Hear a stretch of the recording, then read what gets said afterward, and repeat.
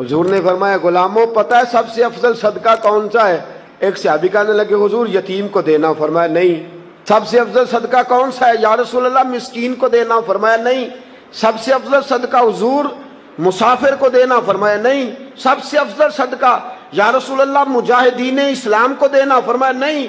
हुजूर फिर सबसे अफजल सदका क्या है?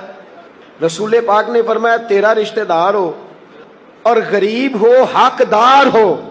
और अगले लफ्ज बड़े अजीब है, तेरा रिश्तेदार हो, गरीब हो और तुझसे नाराज हो। कैसी बात है?